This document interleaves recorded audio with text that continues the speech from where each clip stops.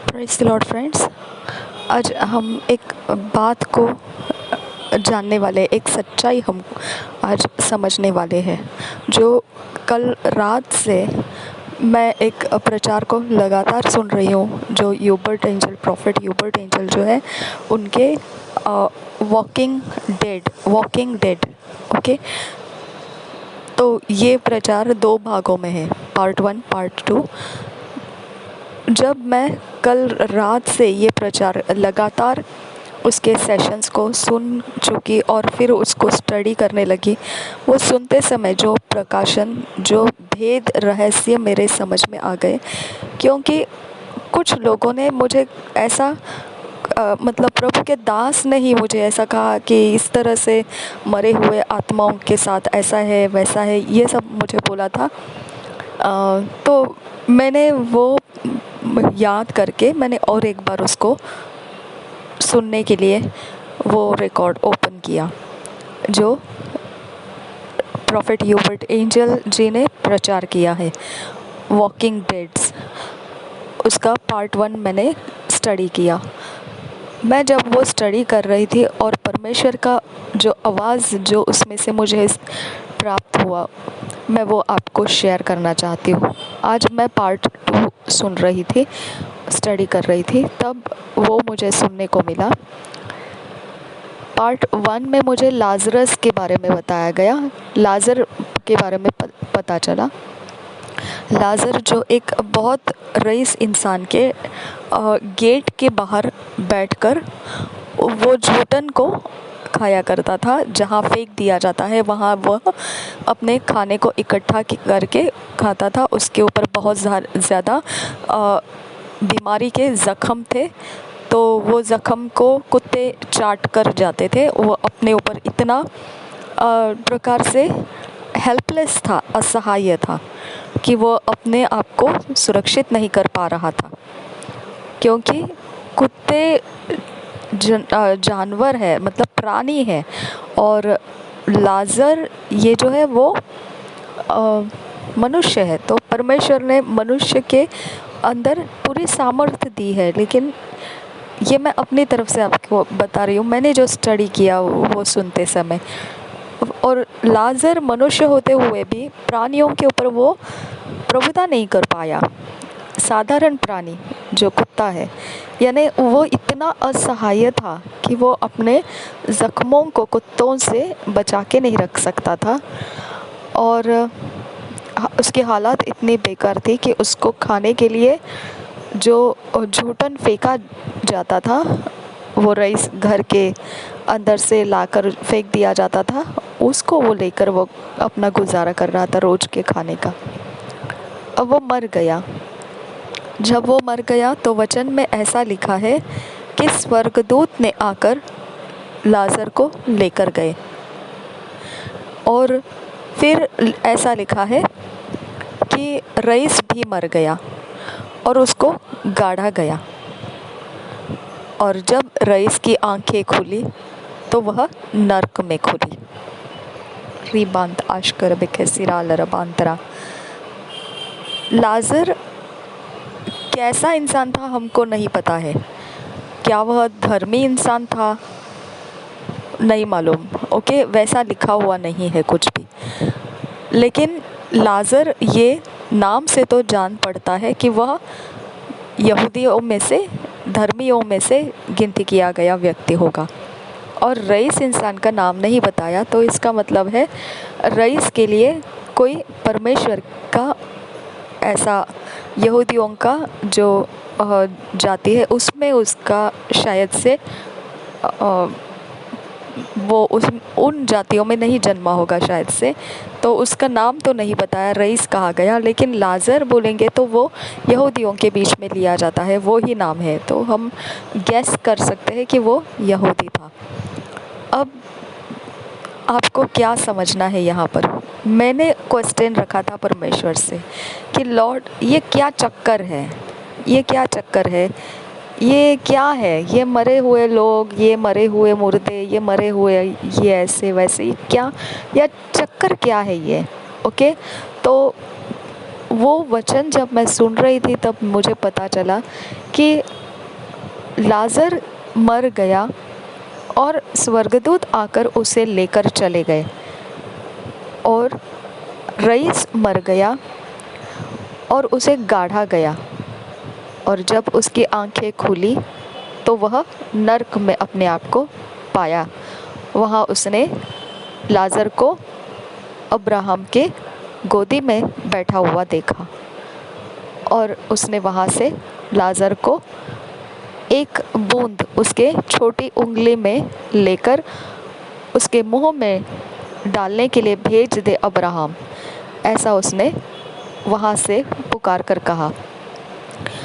और वो इंसान, रईस इंसान, अब्राहम सालों पुराना है, अब्राहम उस पीढ़ी का नहीं है ये रईस इंसान, और फिर भी वो इंसान अब्राहम को पहचाना, लाज़र को पहचाना, और वो लाज़र को उस तरह से बोलता है कि ये वही लाज़र है जो मेरे गेट के बाहर मैंने फेंके हुए चीज़ों को खाया करता था और वो एक भिखारियों की तरह जी रहा था।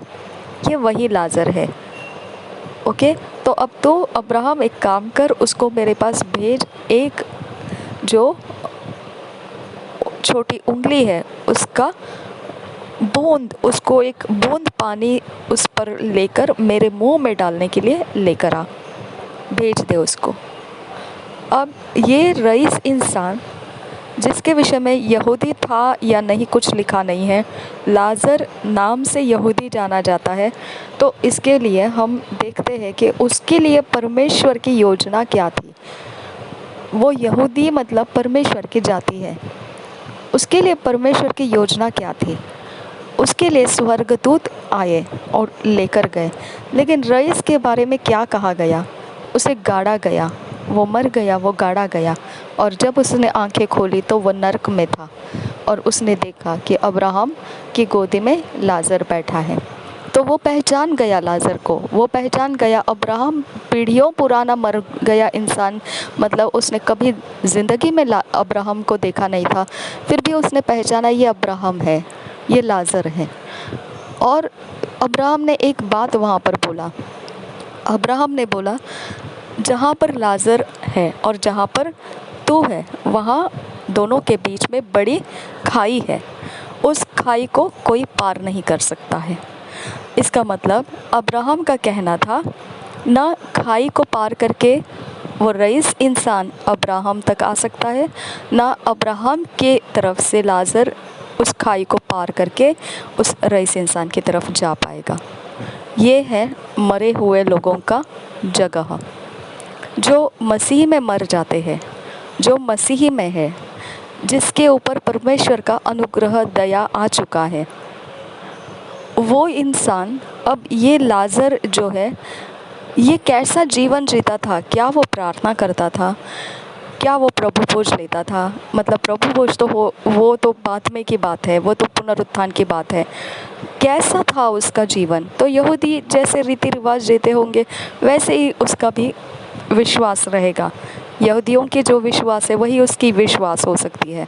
तो परमेश्वर ने उसके लिए क्या जगह रखा था, उसके लिए वो जगह रखा था अब्राहम की गोदी, यानी जितने यहूदी अभी तक मर चुके हैं उनके लिए परमेश्वर ने अब्राहम की गोदी रखी है। और जो यहूदी नहीं है, जो अन्य जाति है, अन्य जाति अगर प्रभु यीशु मसीह के ऊपर विश्वास करे तो वो यहूदियों के साथ गिनती किए जाएंगे। ये अभी पुनरुत्थान के बाद का सुसमाचार है। अगर अन्य जातियों ने अपना मन फेर लिया और कबूल कर लिया कि यीशु मसीह उद्धार करता है, पाप को माफ़ करने के लिए उसने अपने आप को कुर्बान दिया और वो लहू उसका बहाया गया कुर्बान में, वो परमेश्वर ने स्वीकारा, इसके लिए परमेश्वर ने हमारे पाप माफ़ कर दिए, हमको परमेश्वर ने अपना बना लिया। अब हम परमेश्वर के जाति में आ गए, तो हम परमेश्वर के जाति में आ गए हैं। इसलिए हमको प्रभु यीशु मसीह का योजना है। प्रभु यीशु मसीह हमको परमेश्वर की जाति में इन्वॉल्व कर देता है। इसका मतलब हमको अगर परमेश्वर के जाति जो यहूदी है, इस्राएली है, उनके अंदर हमको अगर एडिशन होना है, एडिशन, हम अगर उनके साथ वो परमेश्वर की जाति है वैसा परमेश्वर हमको उसकी जाति नाम देना चाहता है, तो उसका कंडीशन क्या है, क्राइटेरिया क्या है, उसकी क्या कहते हैं उसको, उसका क्या कहना है इस विषय में। वो कहता है कि अगर तुमने प्रभु यीशु मसीह को मेरा इकलौता प्रिय बेटा माना और वो मेरे लिए मैंने भेजा है, इसके लिए वो पृथ्वी पर आया है, और उसने मैंने कहा इसके लिए मनुष्य के खातिर अपने प्राण को दिया, और अपने प्राण को देकर उसने दाम चुकाया है। मतलब मनुष्य और परमेश्वर के बीच में जो रिश्ता टूट गया था, वो परमेश्वर का रिश्ता पवित्रता है। परमेश्वर और मनुष्य के बीच में अगर मनुष्य पवित्र है तो परमेश्वर मनुष्य के साथ रिश्ते में रहेगा, नहीं तो वो नहीं रहेगा। और मनुष्य पापी था, इसकी वजह से पाप को अगर निकाल देना है तो पाप को माफ़ी की ज़रूरत है, और पाप की माफ़ी लहू से ही होनी थी, और वो लहू पवित्र जन का बहना था। वो पवित्र मेमना परमेश्वर का वो पाप की माफ़ी के लिए अपने लहू को दिया और परमेश्वर का और मनुष्य का मेल करा दिया। परमेश्वर पापियों को पनिशमेंट्स रखा है। पापियों की पनिशमेंट्स का जगह बताता है जहाँ रईस इंसान चला गया था। जहाँ रईस इंसान चला गया था वो जगह आपको ध्यान देना है। वो जगह ज़रा भी आपको ऐसा नहीं समझना है कि ऐसा मत समझिए आप कि आप यहाँ पर पृथ्वी के ऊपर कैसे भी जियो और बस अपने मनमानी से जियो, जैसे जीना है वैसे जियो, और कुछ नहीं है। परमेश्वर का भय ये रखना वैखना कोई ज़रूरत नहीं है, ऐसा कुछ है ही नहीं।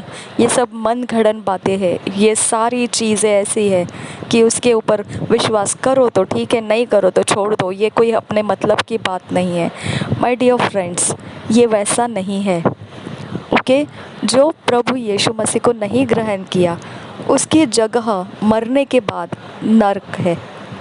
जब वो मरता है तो लोग उसका अंतिम संस्कार करते हैं, और जब वो अंतिम संस्कार कर दिया है तो लोग समझते हैं कि अब अन्य जाति ऐसे समझते हैं कि अब वो कोई जादू टोना विद्या करके वो मरे हुए इंसान को अब दोबारा अपने साथ संगति में ले लेंगे।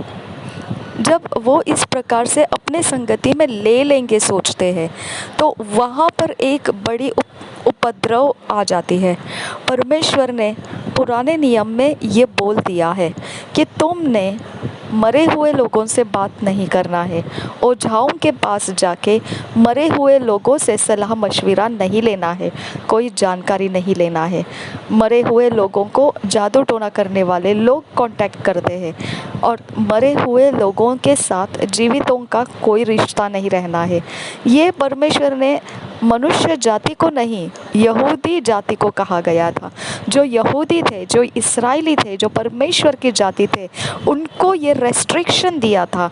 लेकिन अन्य जाति तो ये सारी शक्तियों को समझ गए थे कि ये मरने के बाद ये आत्मा को कैसे क्या हम दोबारा अपने साथ कनेक्ट कर सकते हैं, मरे हुए इंसान के आत्मा को हम दोबारा अपने पास कैसे लेकर आ सकते हैं। आपको ध्यान रखना है, ये विद्याएं हैं। ये विद्याएं जहाँ परमेश्वर नहीं है वहाँ पर ये शक्तियों की विद्याएं लोगों के मनों में छा गई है। ओके, तो इसके लिए उनको मरने का डर नहीं है। अगर आप और मैं कहूँ भी कि देखो, अगर यीशु मसीह को आपने स्वीकारा नहीं तो आपको नर्क में जाना पड़ेगा, क्योंकि वो पनिशमेंट है उन लोगों के लिए जो यीशु मसीह को प्रभु करके ग्रहण नहीं करता है, जो यीशु मसीह को उद्धारकर्ता ग्रहण नहीं करता है, तो उसके पाप माफ़ नहीं हुए। तो जायज़ रीति से परमेश्वर ने पाप का जो दंड है वो मृत्यु रखा है। तो मृत्यु आपको, जब आप शरीर से मर जाते हैं तो यहाँ पृथ्वी के लोग ये समझते हैं कि ये मृत्यु तो हमारे लिए है नहीं, वो इंसान शरीर छोड़ के गया है, लेकिन उस इंसान का आत्मा अभी भी हमको जब चाहिए तब हमको कांटेक्ट में हम पकड़ लेके आ सकते हैं। माय डियर फ्रेंड्स, वो झूठ है, क्योंकि परमेश्वर का वचन यहाँ बता रहा है मरने के बाद वो आत्मा कहाँ गया, वो नर्क में गया। और क्या कर रहा था वहाँ पर? वो जल रहा था, उसको वो जगह इतनी ज़्यादा तेज गर्म थी कि उसमें वो पानी चाहिए ये समझ पा रहा था, यानी उसको फील हो सकता था, उसको वो जगह इतना प्यासा कर रही थी, इतना ज़्यादा उसको वो गर्मी, उसके शरीर का जो पानी है वो सुखा चुकी थी। और वो सोच रहा था कि अब ये शरीर के गर्मी को, जो अभी ये आग में जल रहा है, ये जलन अब रोकने के लिए पानी की ज़रूरत है। अब उसने ये ज्ञान कहाँ पाया था कि आग को रोकने के लिए पानी चाहिए? वो ज्ञान तो पृथ्वी का है, लेकिन नर्क में भी आपको वो ज्ञान है, लेकिन वहाँ पे आपको बचने के रास्ते नहीं है। पृथ्वी के ऊपर आपके पास बचने के रास्ते हैं। ओके, ये सब मैंने जब वो सुन रही थी तब मैंने ये प्रकाशन को पाया, और मैं आपको ये आज खोल के बता देती हूँ। मरने के बाद अन्य जाति अगर मरता है, उसने अगर यीशु मसीह का सुसमाचार सुना, लेकिन अगर उसने नज़रअंदाज कर दिया और अपने मन को कठोर करके पाप करता रहा और सोचता रहा कि छोड़ो ये सारी बातें, पाप की माफ़ी, ये वो, यीशु बलिदान, ये सब छोड़ो, ये सारी बतवानी बातें हैं, वो कुछ है नहीं, उसमें कोई ख़ास बात तो है ही नहीं, ऐसा ही अगर वो ज़िंदगी जीता रहा, बड़ा धोखा है उसके साथ। ओके, बड़ा धोखा है, क्योंकि बचने का रास्ता पृथ्वी के ऊपर है। देखो, आग को बुझाने के लिए, आग को रोकने के लिए पानी की ज़रूरत है, ये वो रईस इंसान को समझ में आया। ओके, आग के कारण होने वाली पीड़ा, प्यास के कारण होने वाली पीड़ा, उसको पानी का जवाब है, तो वो आपको वहाँ नहीं मिलेगा। इसके लिए यहाँ मैंने ये देखा, जब दुष्ट आत्मा के भरे हुए लोग रहते हैं, वो परमेश्वर के सामने मतलब परमेश्वर के लोगों को सताने के वक्त में, जब वो अपने आप को ज़्यादा मजबूत कर लेती है, हम प्रार्थना करते हैं, हम उसको डांटते हैं, हम उसको भगा देते हैं, तो भी वो लोगों के अंदर की ढिठाई इतनी ज़्यादा रहती है कि वो और 10 स्टेप्स आगे जाके वो आपको और बड़ी बंधुआई में डाल के रखेंगे। यानी उनका मन क्या बिलीव कर रहा है, उनका मन क्या विश्वास कर रहा है कि हमने पीछे नहीं हटना है। इसी को परमेश्वर कहता है, ये हठीला मन का इलाज यही पृथ्वी पर है। हठीला मन को नम्र होना बिल्कुल होना ही चाहिए। अगर आप नहीं होंगे तो आपको मरने के बाद आपका अंतिम संस्कार तो कर दिया जाएगा, लेकिन आप आपके रिश्तेदारों में पाए जाएंगे नहीं। ना ही आपको कोई जादू टोना पकड़ कर ला सकता है, ना ही आपको किसी के कुछ करने के लिए आपको कुछ नहीं किया जा सकता है। आपका ठिकाना लग जाता है नर्क के आग में। ओके, फिर अब लोग जो ओझाओं के द्वारा, जादू टोनाओं के द्वारा जो लेके आते हैं, वो कहते हैं कि मरे हुए लोगों को, लोग जाते हैं पूछने के लिए, हमारे ये इंसान को, वो इंसान को बुला के लाओ, हमको कुछ पूछना है, ये जायदाद कहाँ रखा है, वो पेपर कहाँ रखा है, इसके बारे में क्या करना है, उसके बारे में क्या करना है, इसके विषय में हमको जानकारी चाहिए, तो बुलाओ उसको, हमको जानकारी चाहिए। तो वो जादू टोना करने वाले लोग, उनके मन के अंदर उनको 100% पता है वो आपको मूर्ख बनाते हैं। वो पूरी तरह से उनको खातरी है कि मरे हुए लोगों को नहीं ला के दे सकते हैं, लेकिन पैसे कमाने का रास्ता है उनका ये कि वो बोलते हैं ठीक है बुलाता हूँ। और फिर वो जो जिसको बुलाते हैं वो कौन होता है? ये लोग जिसको चाहते हैं कि वो आए, उनके रिश्तेदार, उनके घर के लोग उनको कुछ बताने के लिए, उसका रूप धारण करके वो आता है। ओके और ये जो जिन्होंने ये बोला है जादू टोना करने वालों को, ओझाओं को कि बुलाओ उसको, तो ये लोग नहीं जानते हैं कि वो असली में नहीं है। वो तो गया, वो नर्क में जल रहा है। वो वहाँ से आपकी हालत देख रहे हैं, अरे मूर्ख लोगों, मैं यहाँ नर्क में जल रहा हूँ, तुम क्या कर रहे हो वहाँ बैठ के? क्योंकि यही बात रईस इंसान बोल रहा था, हे भाई अब्राहम अभी काम कर ले, मेरे 4 भाई पृथ्वी के ऊपर पड़े हुए हैं।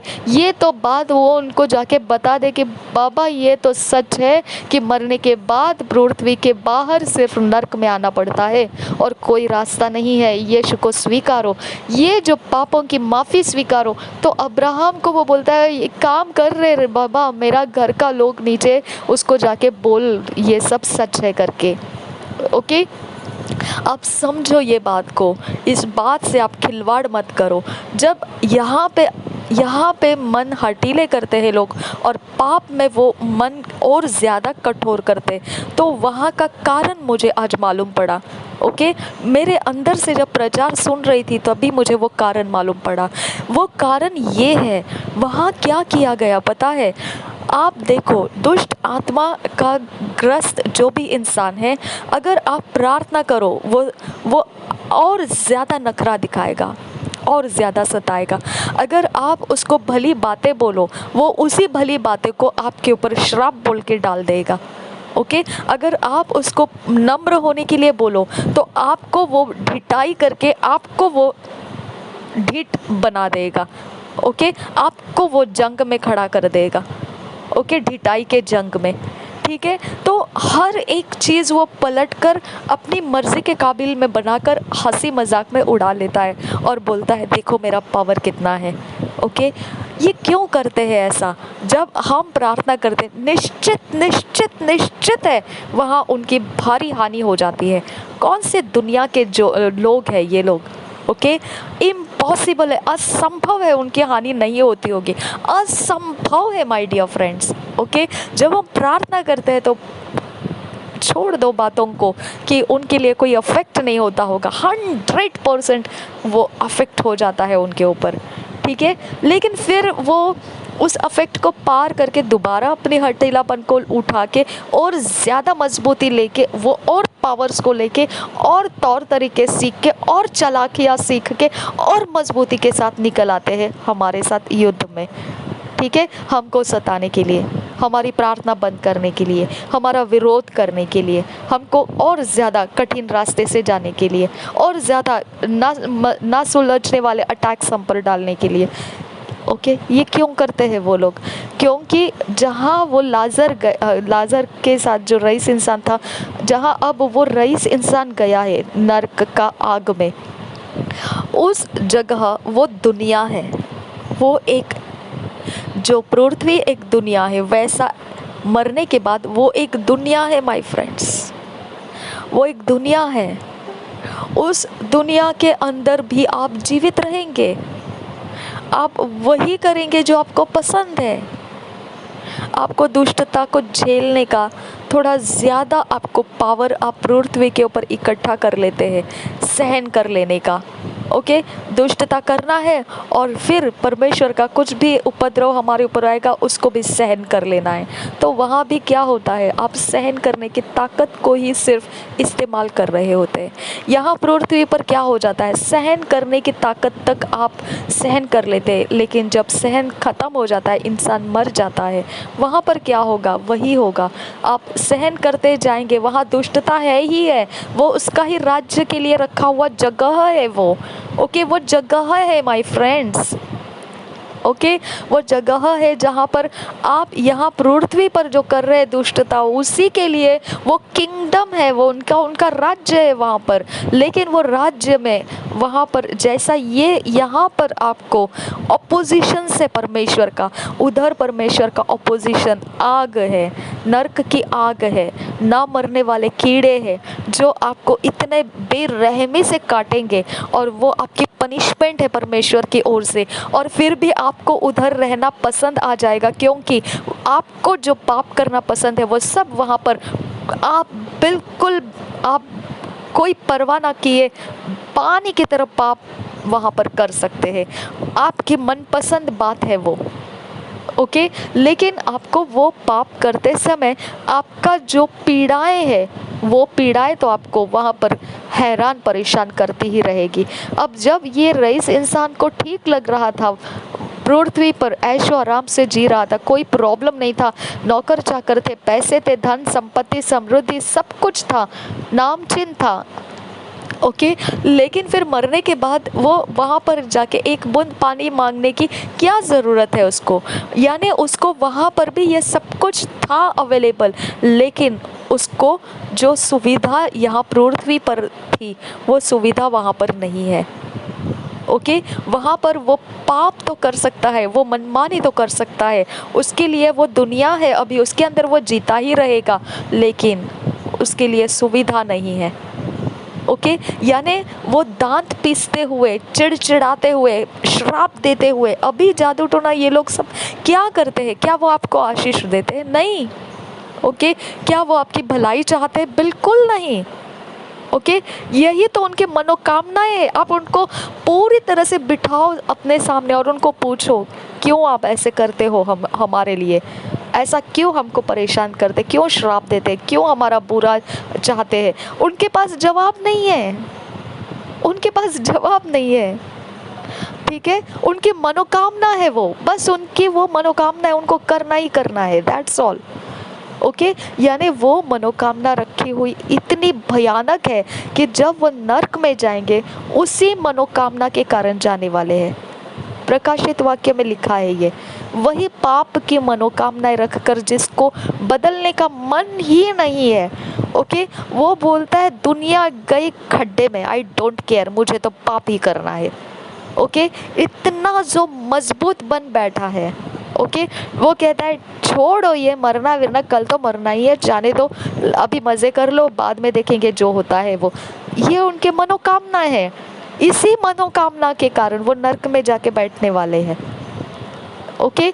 अब ये बात यहाँ पर क्या है, देखिए, वो नर्क में वही करेंगे जो उनकी मनोकामना पृथ्वी के ऊपर है।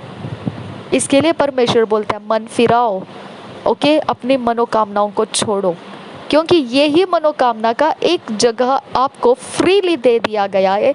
दिल खोल के आप वैसे दुष्टता करते बैठो, वहाँ पर कोई आपको रोकने नहीं आएगा, लेकिन सुविधा नहीं रहेगी, बचने के रास्ते नहीं रहेंगे, पीड़ाओं का ढेर लगा हुआ रहेगा, और वहाँ से आप निकल नहीं पाएंगे, निकल नहीं पाएंगे, ठीक है।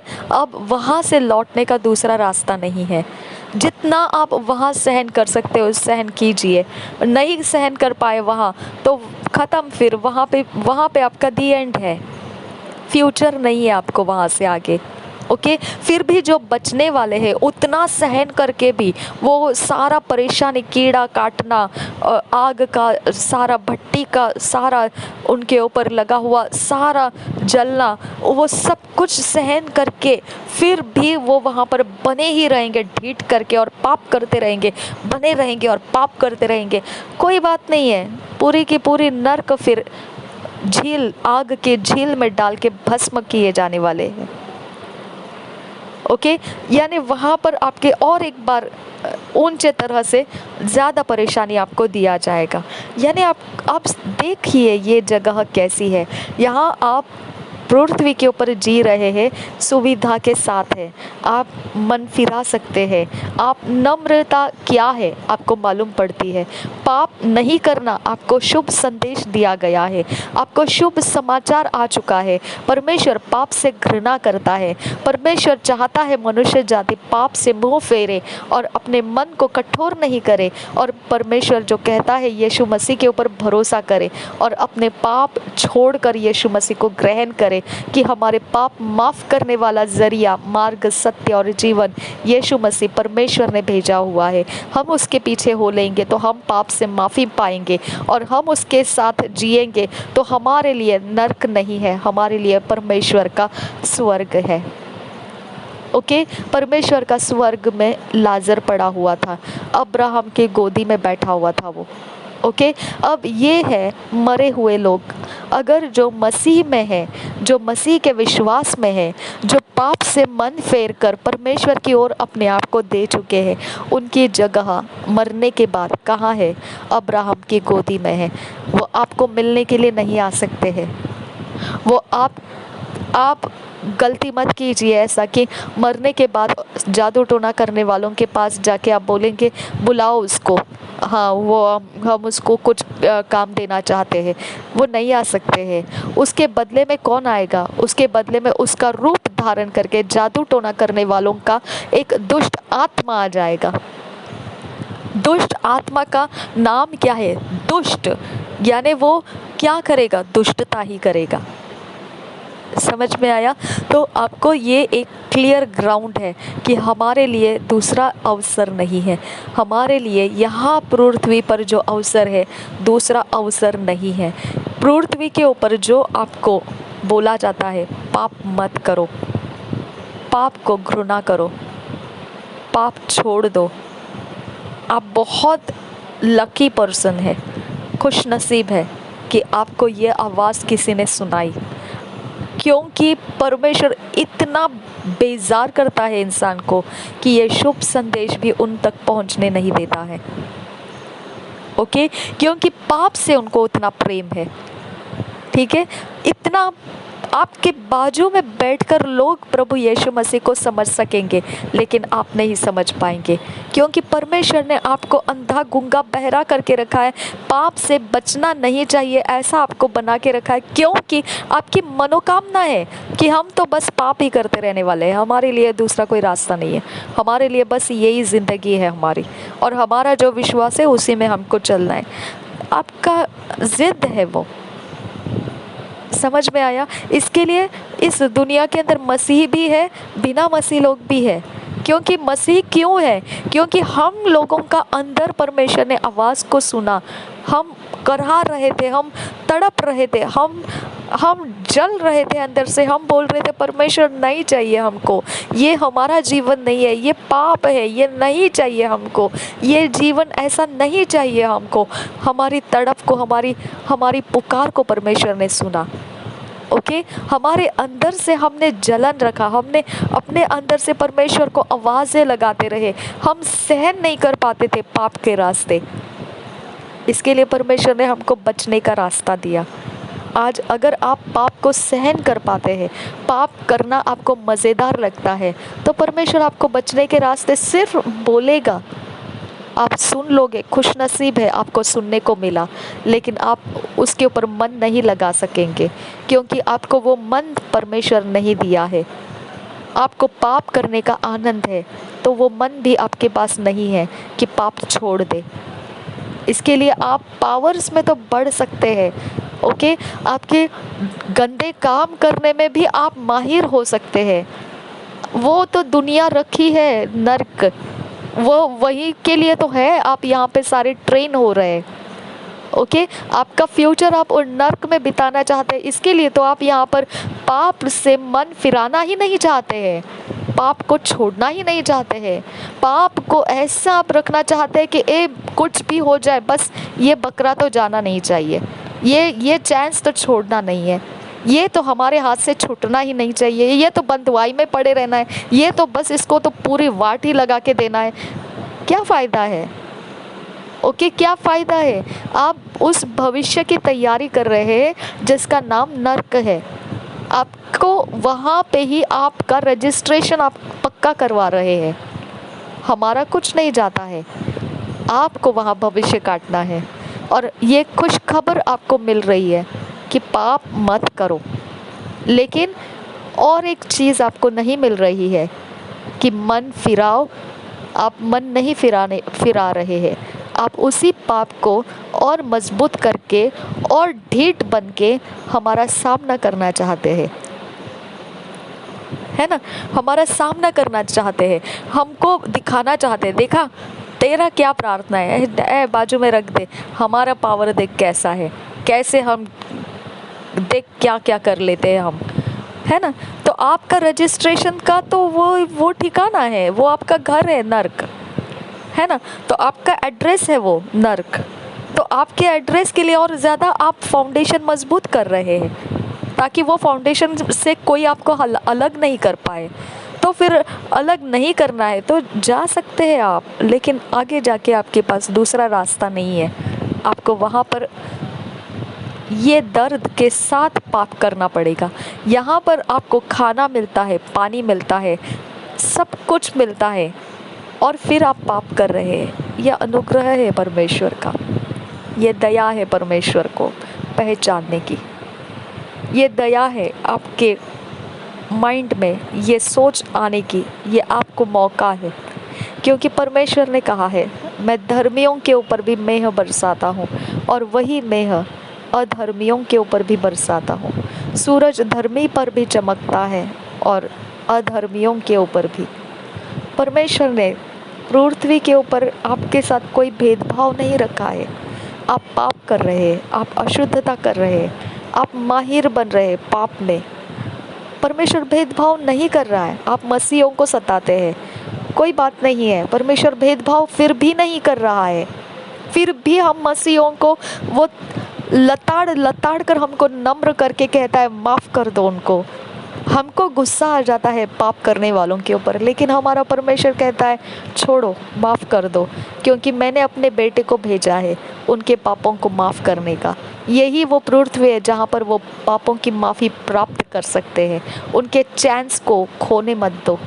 तुम उनके ऊपर निराश होकर उनको और उपद्रव में डालने का रास्ता मत बनो। तुम माफ़ कर दो तो कम से कम अगले बार के लिए वो सोच सकेंगे। ये है पृथ्वी का जीवन, अन्य जातियों, ये है पृथ्वी का जीवन। ये नहीं है कि आप कुछ भी करते जाओ और परमेश्वर सो रहा है। आप मसीहों को कैसे भी करते जाओ और परमेश्वर सो रहा है। ऐसा नहीं है माय फ्रेंड्स, ऐसा नहीं है, ऐसा नहीं है। पृथ्वी के ऊपर परमेश्वर ने खुलकर बता दिया है, जगत का पाप हरण करने वाला मेमना इस पृथ्वी पर भेजा गया है, और वो मेमना नासरी यीशु मसीह है। ओके, ये नासरी यीशु मसीह को अगर किसी ने ग्रहण किया, वो ग्रहण करना परमेश्वर के अलावा और कोई नहीं कर सकता है। अगर आज भी आप मसीहों को सता रहे हैं, अगर आज भी आप दुष्टता में माहिर बनने के रास्ते निकाल रहे हैं, अगर आज भी आप और पावर्स का पीछा कर रहे हैं कि और ज़्यादा पराक्रमी पावर और ज़्यादा सताने वाले पावर्स कैसे, क्या, किसको लेकर आए, और पावरफुल कौन है, किसकी संगति करे, किसका दोस्ती करे कि और ज़्यादा कुछ तो पावर आ जाए हाथ में, अगर यही रास्ता आज भी आप ढूंढ रहे हैं, तो आपका बाजू में हम लोग रह के हम मसीह को समझ पा रहे, आप लोग नहीं समझ पा रहे।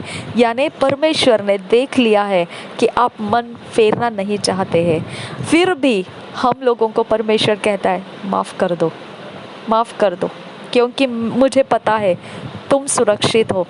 लेकिन वो सुरक्षित नहीं है, उनको और पाप करने का मन है, उनको और पाप पानी की तरह पीना है, प्यासे है वो पाप करने के लिए। करने दो, जितना चाहिए उतना करने दो। यानी परमेश्वर ने आपको अपने मर्जी के ऊपर छोड़ दिया है। जब तक आप व्याकुल नहीं हो जाएंगे उस पाप के नीचे। मैं जब जॉन रेमिरेज की बुक भी 2-3 दिन से लगातार पढ़ रही हूँ, कम से कम 4-5 दिन हो गए लगातार मैं पढ़ रही हूँ उनके बुक, मुझे रोना आ जाता है। वो इंसान पाप नहीं करना चाहता था, वो इंसान धर्म के रास्ते से चलना चाहता था। उन उनका मन परमेश्वर की ओर लगा हुआ, वो सोच रहे थे कि अच्छा जीवन जीऊँ, अच्छी तरह से चलूँ, मैं कोई पाप ना करूँ, किसी प्रकार का किसी का बुरा ना करूँ। वो बुरे संगति उनको छेड़ रहे थे, लेकिन वो बुरे संगति में से बच के निकलने का रास्ता निकाल रहे थे। पिता की तरह वो अपने भाइयों को संभाल रहे थे। अपने घर में एक बुज़ुर्ग के समान वो अपने मम्मी के लिए सहारा बन के जी रहे थे। आप समझ सकते हैं कि उनका मन कैसा था, कैसा कच्चा था उनका मन दुष्टता के बारे में। वो दुष्टता करना नहीं चाहते थे, लेकिन उनको इन्वॉल्व कर दिया गया, उनके घर के लोगों ने वो रीति रिवाज में चलाया उनको, और फिर वो उस तरफ से दुष्टता करने के लिए निकल पड़े। अब दुष्ट शक्तियाँ उनके अंदर हावी हो चुकी, वो पावर उनको पसंद आने लगा, फिर वो दुष्टता करते हुए आगे जाने लगे। लेकिन उन्होंने कहा, मुझे उसके अंदर सब कुछ था, लेकिन मेरे पास एक ऐसा खालीपन था जिसके कारण मैं ये सोचता था मेरे पास सब कुछ तो है, मैं सब कुछ अच्छा कर रहा हूँ, लेकिन ये खालीपन क्यों नहीं मेरा ख़त्म होता है। ओके, उनका तड़पना, वो खालीपन, उसका जवाब नहीं था उनके पास, और वो मसीहों से नफ़रत करते थे। वो सोचते थे कि मसीह तो बिल्कुल बेकार है, उनका तो कोई पावर काम ही नहीं करता है, बस नाम के लिए कहते हैं वो, और कुछ है तो नहीं है उनके पास ऐसा। और वो उनसे नफ़रत करते थे, उनके प्रार्थनाओं से नफ़रत करते थे। उनको गिरा देना, उनको उनके शक्तियों में से गिरा देना, उनके शक्ति के प्रभाव में से गिरा देना, ये तो उनका खेल हो चुका था जॉन रेमिरेज़ का।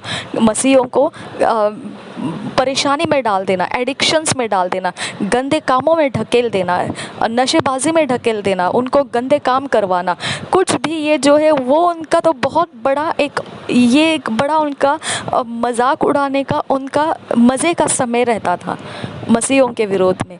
तो वो कहते हैं कि हम लोगों को मसीह बोलेंगे तो बिल्कुल बेकार लगता था, कुछ है ही नहीं उनके पास ऐसा कि वो कुछ पावर की बातें दिखा सके, इतना वो कबाड़ा समझते थे मसीह लोगों को।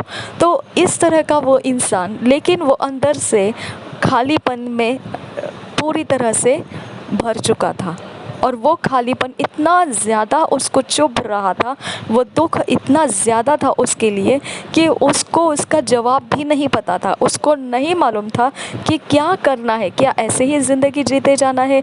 बस वो शैतान को खुश करना चाहता था, वो खुश रखना चाहता था, वो शैतान का बेटा होकर बैठ गया था। उसको चाहिए वो सब कुछ हाँ में हाँ मिलाते हुए आगे जा रहा था, लेकिन फिर भी उसका मन कुछ खो रहा था, कुछ तो उसके अंदर का एक खालीपन उसको समझा रहा था कि कुछ और भी चाहिए तुझे, इसके अलावा भी तुझे और कुछ चाहिए, लेकिन उसके पास जवाब नहीं था।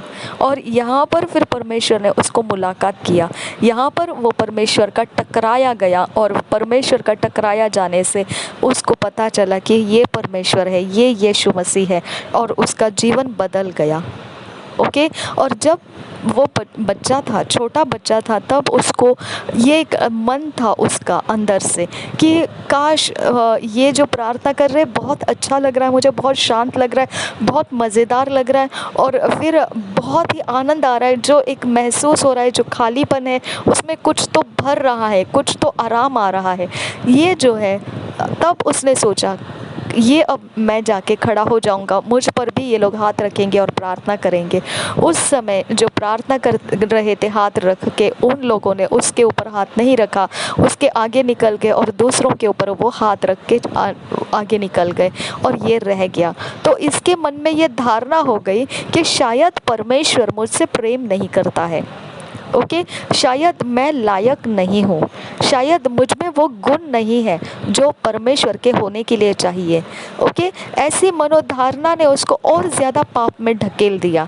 यानी हो सकता है कि वो उस समय प्रभु का रास्ता पकड़ सकता था, उस समय वो परमेश्वर के राज्य में आ सकता था, लेकिन हम जो सेवा करने वाले लोग हैं, हम खुद ऐसे मनोकामना ऐसी आशा करने वालों को ठोकर पहुंचा देते हैं। हम खुद उनके ऊपर ज़्यादा जोर डाल देते हैं कि उनको और ज़्यादा नफ़रत दिखा देते हैं और ज़्यादा उनको हम परेशानी में ढकेल देते हैं कि उनका परमेश्वर का प्रेम चखने का जो मौका रहता है वो उनसे निकल जाता है और वो गलत धारणाओं में फंस जाते हैं कि वो सोचते हैं कि हम तो ऐसे ही है और ऐसे ही रहने के लिए, ऐसे ही कीड़े मकोड़ों की तरह जीने के लिए हमको छोड़ दिया है।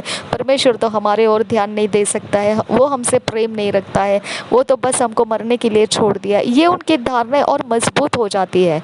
उनका अपना खुद के ऊपर का ध्यान जो है वो परमेश्वर के बारे में अगर कुछ कहने जाओ तो वो पहले से ही उनके अंदर का सोच, उनके अंदर विश्वास में ले लिया है कि हमारे लिए तो कोई आशा नहीं है कि हम ऐसे कुछ अच्छा काम कर सके, हमारे लिए तो वो रास्ता नहीं है, हमारे लिए तो वो ज़िंदगी नहीं है, हमारे लिए तो बस यही है कीड़े मकोड़ों की तरह जीना। ओके, इस तरह से वो अपने आप को देखते हैं कि बस शैतान का पावर हमारा जो भी चाहिए वो सब कुछ करके देता है और उसमें मज़ा आता है, सब कुछ हो जाता है, सबको जो चाहिए वो सब कुछ हो जाता है। बस अब क्या चाहिए ज़िंदगी के लिए, ये तसल्ली उनके अंदर है। लेकिन वो खालीपन के लिए जो तसल्ली चाहिए वो उनके अंदर नहीं है। इसके लिए उनके गर्लफ्रेंड्स ज़्यादा बन जाते, इसके लिए वो पैसे के पीछे भागते, शान और शौकत के पीछे भागते। उनको लगता है जितना जो आराम देता है उनको वो ज़्यादा प्राप्त करे। ओके, जो कुछ भी उनको आराम देता है वो सबसे छीन छीन कर लेके अपने अंदर भर लेना चाहते हैं, क्योंकि उनको लगता है कि वही उनकी तसल्ली का ठिकाना है। लेकिन वो तसल्ली का ठिकाना नहीं है, ये उनको बाद में पता चलता है। फिर वो नए चीज़ के पीछे चले जाते हैं, वो कुछ नया करने के लिए चले जाते हैं, कुछ नए पावर्स को लेने के लिए चले जाते हैं, कुछ और ज़्यादा बखेड़ा हो जाएगा ऐसा कुछ करने के लिए चले जाते हैं, क्योंकि उनके अंदर वो ठिकाना नहीं मिल रहा है उनको तसल्ली का। ओके, तो इस तरह से जॉन रेमिरेज़ की बुक मैं पढ़ती हूँ तो मैं आंसुओं से भर जाती हूँ, क्योंकि मुझे वो हृदय दिखाई देता है। ओके, जब हम देखते हैं कि अपोस्टल अंकुर नरूला जी भी बताते हैं कि उनकी वाइफ जो पास्टर सोनिया नरूला जी है वो कैसे थे, वो अपने दायरे को कैसे संभाले थे। एक जो फीमेल की बाउंड्रीज होती है उसको उन्होंने कैसे संभाल के रखा। उनके मम्मी पापा ने भी तो उनको सहायता की है ना, लेकिन उनकी वो कोशिशें परमेश्वर ने फलवंत की और उसको सही तरीका दिया। परमेश्वर ने उसकी जाति में उनको लाया और उस फीमेल बाउंड्रीज को संभालने का उनका पूरा आदर किया, है ना, क्योंकि परमेश्वर चाहता है ऐसे गुणों को। तो भले गुणों को परमेश्वर चाहता है, आपके भले गुण आप परमेश्वर के सामने रिवॉर्ड के लिए करते हैं, प्रतिफल प्राप्त करने के लिए करते हैं। भले काम परमेश्वर से कुछ प्राप्त करने के लिए करते हैं, बुरे काम शैतान से प्राप्त करने के लिए करते हैं। ओके, तो जब आप कुछ अच्छा कर रहे होते हो तो शैतान से रिवॉर्ड नहीं आता है, आपको फटके पड़ते हैं। आपको वो पूछता है तूने आज इसका इंसल्ट क्यों नहीं किया, तूने आज उसको दुख क्यों नहीं दिया, आज तूने इसको फटकारा क्यों नहीं, आज तूने ये नुकसान करके क्यों नहीं आया, आज तूने उसका पूरा नालस्ती करके क्यों नहीं आया। ये सब उसका पूछना है आपसे। ओके, अगर आपने किया ऐसा सब कुछ तो ठीक है, फिर तेरे लिए प्रतिफल है। लेकिन परमेश्वर के बारे में पूछेंगे तो आप भले काम करते हैं तो आपको पता है शैतान से तो कुछ नहीं आएगा, लेकिन परमेश्वर से तो कुछ ना कुछ आएगा, भले काम का रिवॉर्ड, प्रतिफल। और आपको ये भी पता है भले काम का प्रतिफल अच्छा ही आता है। वो आपको गालियाँ नहीं देता है, वो आपको परेशान करने वाली अवस्था नहीं देता है। भले काम मनुष्य इसीलिए करता है कि उनके शांति में सुख आ जाता है, इसके लिए करता है मनुष्य। भले काम इसीलिए किया जाता है कि उनके वंश, उनका पीढ़ी शांति से आगे जा सकेगा।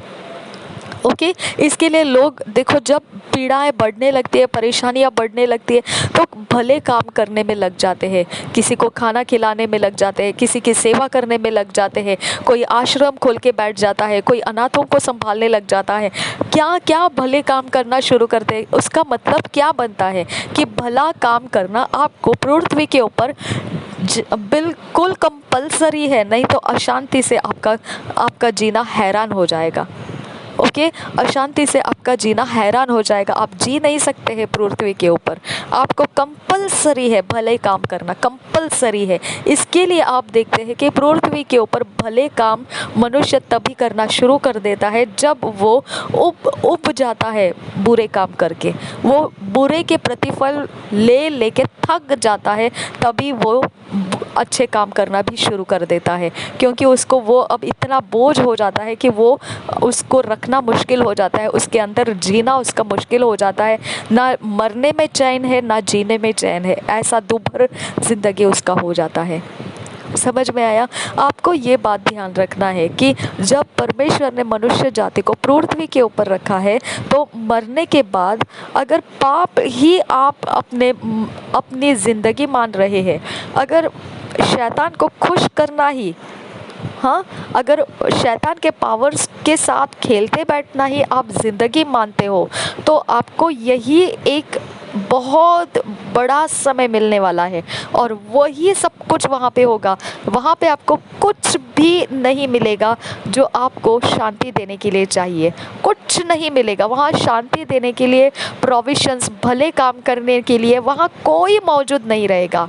ओके, कोई नहीं रहेगा वहाँ पर जो भले काम करना चाहेगा। सब कोई वही रहेगा जो दुष्टता करना चाहेगा, और वो राज्य है वो आपको चाहिए। तो इस पृथ्वी के ऊपर लगातार पाप करते समय आप उस राज्य को आप खातिरी कर रहे हो कि वो राज्य में आपको जाना है। ओके, बुरे काम करने का राज्य है और वो राज्य नरक है।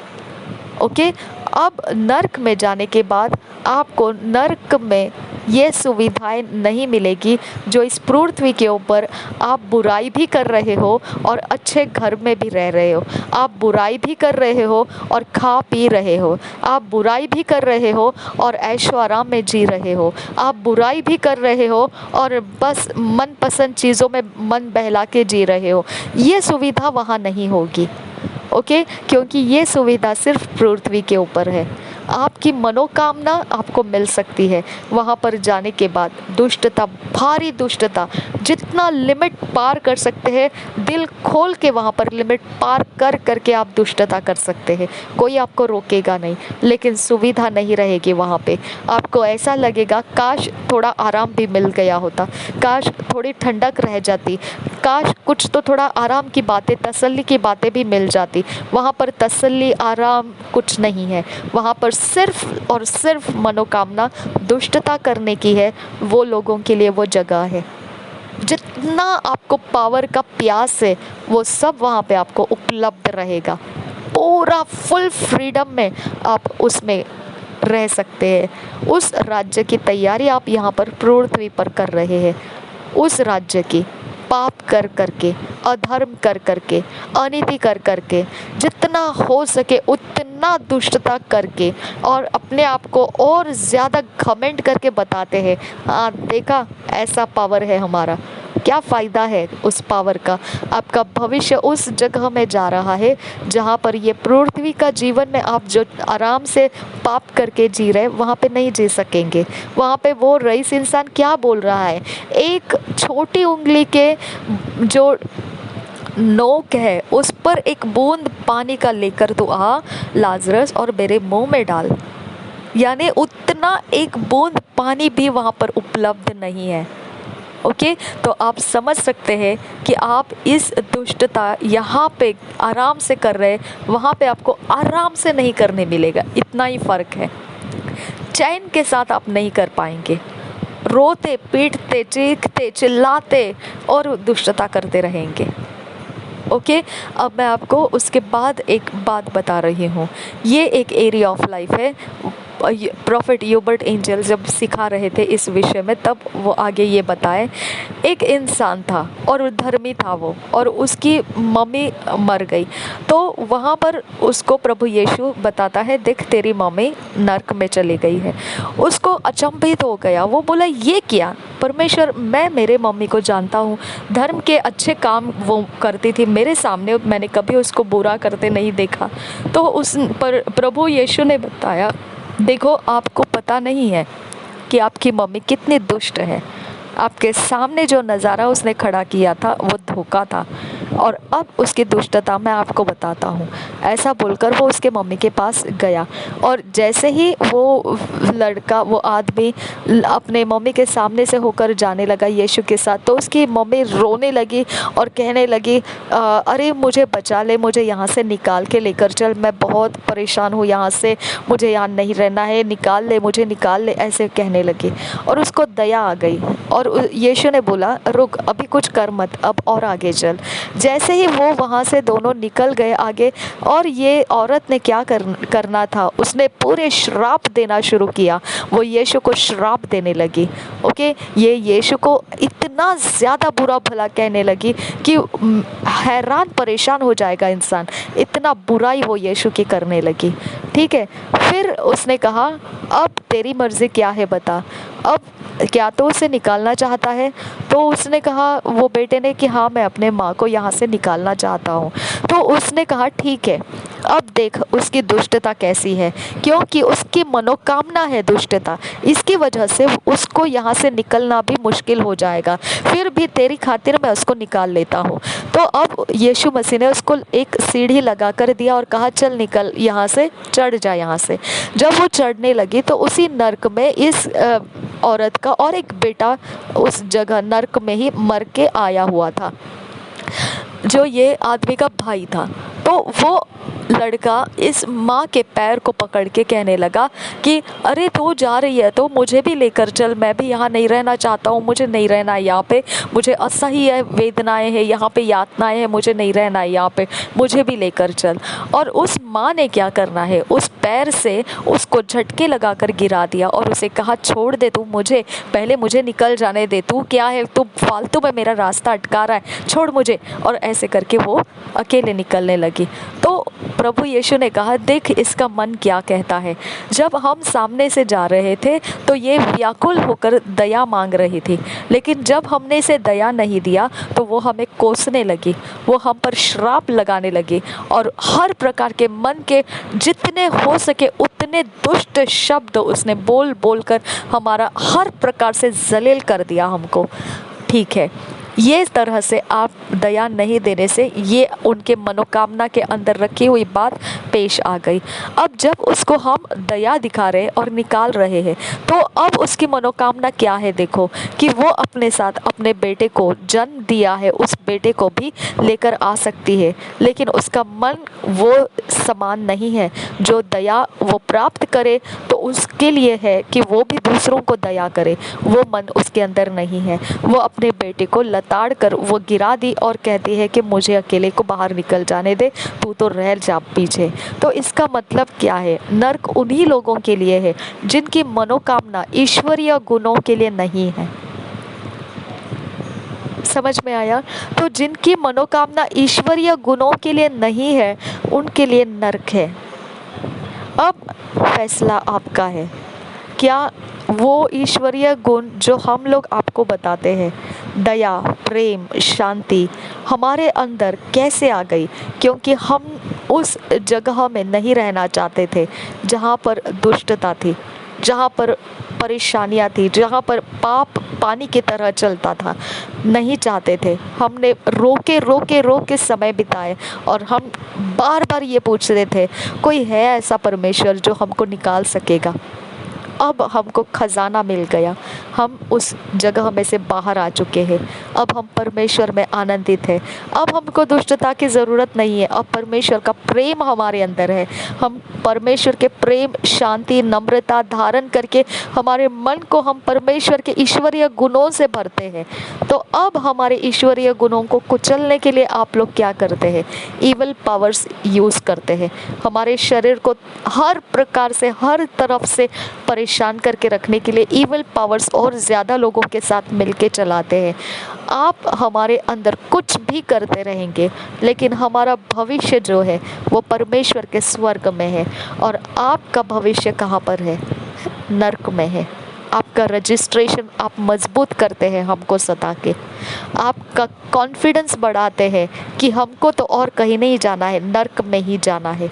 ये आपका आत्मविश्वास आप हम लोगों को बताते हैं। और यहाँ से आप नर्क को नहीं जानते हैं, क्योंकि यहाँ तो आप दिन को मज़े लूटते हैं और रात को आराम करते हैं। सुबह उठ के पाप करने के लिए तैयार हो जाते हैं और रात को पाप की मज़े लूटने के लिए और मज़ा उठा लेते हैं।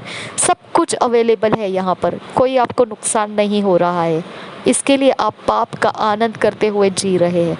वहाँ पर वैसा नहीं रहेगा। नर्क में आपको सुविधाएं नहीं रहेगी। ये बात अभी यहाँ पे सोच लो। क्या फिर भी आप जाना चाहते हैं नर्क में? तो आप करते रहो दुष्टता। हमारा कुछ नहीं बिगड़ता है, हम मसीहों का कुछ नहीं बिगड़ता है। लाजर को देखो, क्या था उसके पास? वो भिखारी था। वो उस फाटक के पास बैठकर झूठन को खा के वहाँ पर जी रहा था। उसके जख्मों को कुत्ते चाट कर जाते थे, उसके लिए रहने का घर नहीं था। क्या कैसा ज़िंदगी बिताया उसने। लेकिन वो यहूदी था, वो परमेश्वर के जाति था, वो परमेश्वर की जाति है और उसके अंदर परमेश्वर ने उसकी रखवाली की। उसने उसे ले लिया, उसने ले लिया उसको स्वर्ग में। आप क्या करना चाहते हैं? आप किसकी जाति बनना चाहते हैं? आप स्वर्ग में लेकर जाने वाले स्वर्गदूत चाहते हैं, या मरने के बाद, आपका अंतिम संस्कार करने के बाद आपकी आंखें नर्क में खुलना चाहिए, ऐसी ख्वाहिश रखते हैं? आपकी ख्वाहिश क्या है? आज आपको फैसला करना है। आप कौन सा फैसला करना चाहते हैं? ये जो यहाँ पे आप पाप भी करते हैं और अच्छे से भी जी लेते हैं, वहाँ पर वैसा नहीं रहेगा। आपको सिर्फ पाप करने मिलेगा, अच्छे से जीना नहीं मिलेगा, आपको सुविधाएं नहीं होगी। क्या चाहिए आपको वो जगह? तो फिर आप कंटिन्यू रहिए पाप करने में। अगर नहीं चाहिए तो मन फेर कर आज परमेश्वर को मान लीजिए।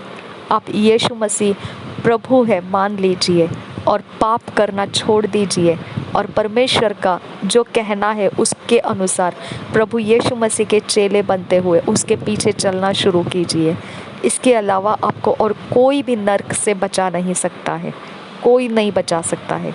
आपका डेस्टिनी बदल जाएगा अगर आपने आज ये बात को समझा कि यहाँ तो मैं पाप करके भी आराम से जी लेता हूँ, वहाँ जाने के बाद पाप तो कर सकते हैं लेकिन आराम से जीना तो होगा नहीं वहाँ से। क्या वो चाहिए आपको विरासत में? क्या वो चाहिए आपको भविष्य के लिए? क्या उसके अंदर जाकर रहना आपकी मनोकामना है? तो आप अपने मर्जी के मालिक हैं, आपको कोई नहीं रोकेगा। नासरी यीशु के नाम से मैं विनती करती हूँ आपको आज का ये बात समझ में आ जाए और आप रास्ता बदलने के लिए आज फैसला कर सके। नासरी यीशु मसीह के पीछे आप चलना शुरू करें, पाप छोड़कर पवित्रता और धर्म न्याय के रास्ते से। परमेश्वर कहता है उस वचन के अनुसार आप चलना शुरू करें। यीशु मसीह के नाम से मैं विनती करती हूँ पिता परमेश्वर, आमीन आमीन आमीन। आपको मैंने जो सच है, जो मरे हुए लोगों के विषय में है, वो मैंने आपको बताया। मरे हुए लोग यहाँ पर दुष्ट जो जादू टोना करने वाले लोग बोलते हैं कि मरे हुए लोगों से बात करा देते हैं। नहीं, वो नहीं है। मरे हुए लोगों का ठिकाना पक्का है। या तो वो अंतिम संस्कार होते ही वो कहाँ दिखाई देते हैं, या तो वो नर्क में, अगर मसीही है तो वो अब्राहम की गोदी में, नहीं तो उसके लिए दूसरा कोई रास्ता नहीं है। यहाँ पर उनका कोई लेन देन नहीं है।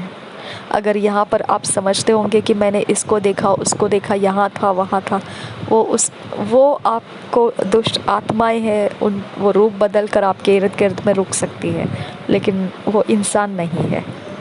ठीक है, क्योंकि इंसान, प्रभु यीशु मसीह ने कहा कि उनको मनुष्यों के संगति के लिए नहीं है वो, इसके लिए उनके बीच में और हमारे बीच में अंतर रखा है परमेश्वर ने। अब्राहम के गोदी में से लाजर को भेज, किसी को तो भेज पृथ्वी के ऊपर कि मेरे 4 भाई हैं, उनको पता चले कि नर्क और स्वर्ग सच्चा है और सच पे जो परमेश्वर की बात नहीं मानता है उसके लिए नर्क है, जो परमेश्वर की बात मानता है उसके लिए स्वर्ग है। जाकर बोलने के लिए किसी को तो भेज। तो अब्राहम कहता है कोई ज़रूरत नहीं, पृथ्वी के ऊपर ऑलरेडी जीवित लोग बोल रहे हैं, मरे हुओं में से भेजकर क्या मिलने वाला है। जब जीवितों का वो नहीं सुन रहे तो मरे हुओं में से क्या सुनेंगे। तो इसके लिए आपको समझ में आना चाहिए, मरे हुए लोग हमारे लिए सलाह मशविरा करने के लिए परमेश्वर नहीं देता है, नहीं देता है। ओके, कुछ भी करने के लिए मरे हुए लोगों को छोड़ा गया नहीं है। अगर मरे हुए लोग आपको सताने के लिए आ जाते हैं, मरे हुए लोग आपको सपने में आ जाते हैं, या मरे हुए लोगों का आपको कुछ ना कुछ जानने के लिए, पूछने के लिए, आप पूछताछ करने के लिए ओझाओं के पास जा रहे होंगे, आप समझ जाइए मरे हुए लोगों को मनुष्य जाति के साथ कुछ भी करने का परमिशन नहीं है। वहाँ पर जो आते हैं वो दुष्ट आत्माएं आती है, वो मरे हुए लोग का रूप धारण करके आती है। वो मरे हुए लोग नहीं रहते हैं। धोखा मत खाइए इस विषय में। ये मत सोचिए कि मैंने अपने घर के लोगों को देखा, मुझे मरे हुए लोग सता रहे हैं, मरी हुई आत्माएं सता रही है। मरी हुई आत्माएं आपको कभी नहीं सताएगी, कभी नहीं सताएगी। याद रखिए आप, वो दुष्ट आत्माएं हैं। ओके, वो रूप धारण कर लिए हुए दुष्ट आत्माएं हैं। वो इंसान नहीं है जो मर चुका। वो इंसान अभी इस समय कहाँ है? अगर वो मसीह में नहीं है तो वो नर्क में जल रहा होगा और वहाँ से वो तुम्हारा तमाशा देख रहा होगा। अरे मूर्ख लोगों, समझो मेरी बात, मैं तो यहाँ जल रहा हूँ, तुम किसके सुन रहे हो? ओके, तुम किसके सुन रहे हो? तुम कौन से मरे हुए लोगों को बुला रहे हो? हम लोग यहाँ जल रहे हैं, तुम लोगों के पास हम लोग नहीं आए हैं। तुम लोगों को मूर्ख बना रहे लोग, ये वो वहाँ बैठ के सोच रहे होंगे। ओके, लेकिन वो आते नहीं हैं, वो नहीं आते हैं, वो बिल्कुल नहीं आते हैं। और मसीही लोग जब मरते हैं तो वो अब्राहम के गोदी में है। वो परमेश्वर ने उनको एक जगह दिया है। यीशु मसीह ने कहा था वो चोर को जो उसके संगति में क्रूस के ऊपर बाजू बाजू में थे, एक उसमें से जो यीशु मसीह को पहचान लिया कि ये परमेश्वर का पुत्र है और इसका राज्य आने वाला है, तो उसने बोला जब तेरा राज्य आए तो मुझे याद करना तू। तो उस समय प्रभु यीशु मसीह ने तुरंत उसको बोला, आज तू मेरे साथ पैराडाइज में होगा। पैराडाइज हिंदी में क्या है वो मैंने नहीं देखा, लेकिन तू मेरे साथ आज पैराडाइज में होगा। पैराडाइज का मतलब क्या है? पैराडाइज वो जगह है जो धर्म के काम किए हुए लोग, मसीही लोग मरते हैं तो वहाँ पर वो रो के रहते हैं, वहाँ पर वो समय बिताते हैं। उस समय के बाद में वह परमेश्वर के न्याय के आसन के सामने दुष्ट और धर्मी दोनों आ जाएंगे, और जो धर्मी है, जो प्रभु यीशु के चेले हैं, उनको अलग किया जाएगा, जो दुष्ट है उनको अलग किया जाएगा। ओके, और एक जगह है, एक समय है वहाँ रुकने का। आपको समझ में आना चाहिए, वहाँ से कोई रिटर्न नहीं आता है। वहाँ एक समय दिया गया है जिसे कहा गया है विश्राम का समय, रेस्ट इन पीस। इसके लिए लाजर जब मर गया था तो वो लाजर जो यीशु मसीह ने ज़िंदा किया, जो मार्था मरियम के सामने ज़िंदा किया, उनका भाई ज़िंदा किया, वो लाजर जब यीशु मसीह ने कहा लाजर ज़िंदा हो जा, बाहर आ जा, तो वो कब्र में से बाहर आया था। तो उसने, चेलों ने जब बताया लाजर मर गया है, तो यीशु मसीह ने क्या कहा कि लाजर मरा नहीं है, वो सो रहा है। जब यईर की बेटी मर गई थी तो यीशु मसीह ने क्या कहा लोगों से? वो सोई नहीं, वो मरी नहीं है, वो सोई है।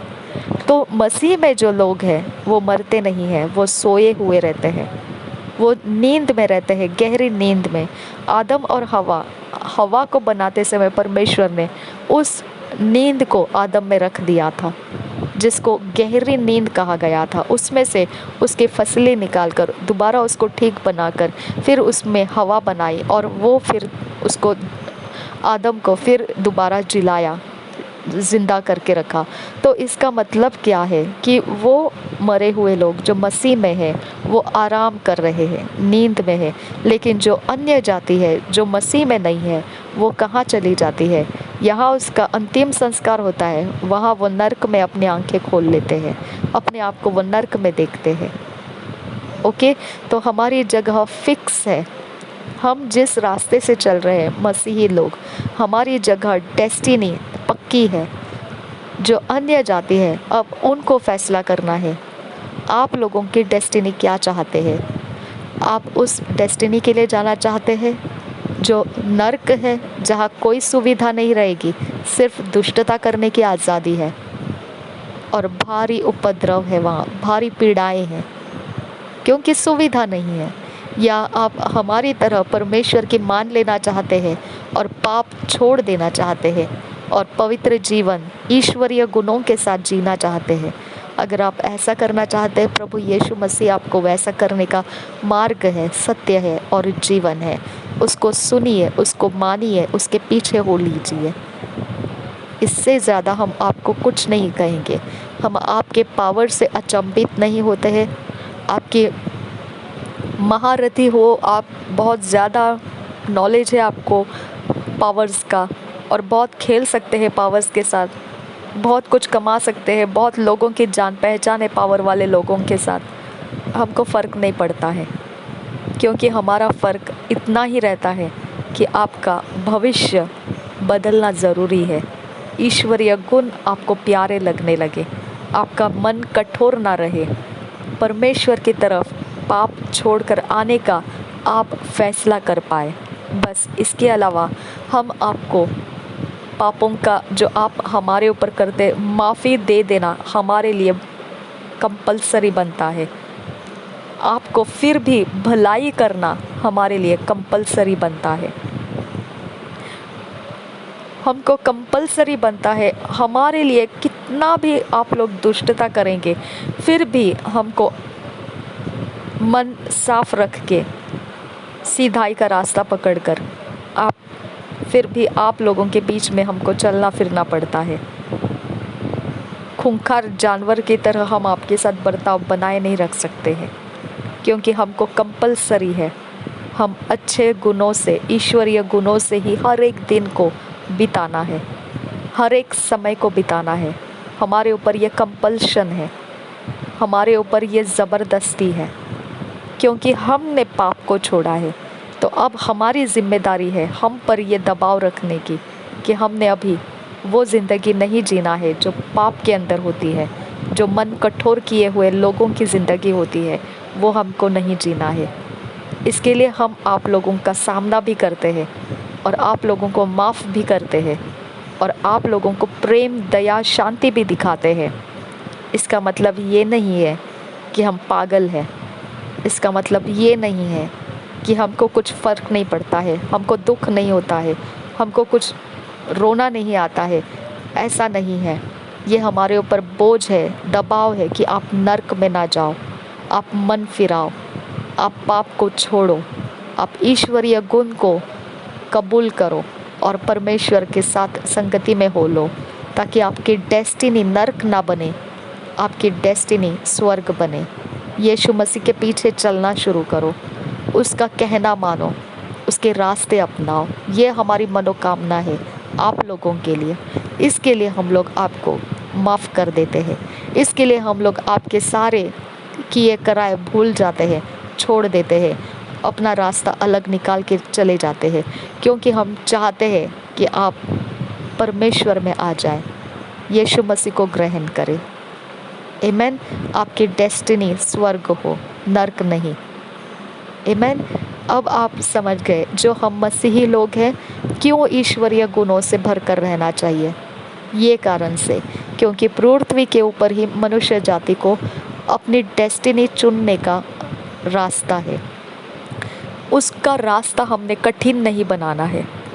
जैसा जॉन रेमिरेज कहते हैं कि मैंने सोचा ये इतना अच्छा है, इतना अच्छा लगा मुझे वो प्रार्थना के समय में, और मैं ऐसे सोच रहा था कि अब ये जो प्रार्थना कर रहे हैं लोग, ये मेरे ऊपर भी सिर पे हाथ रखने के लिए आएंगे।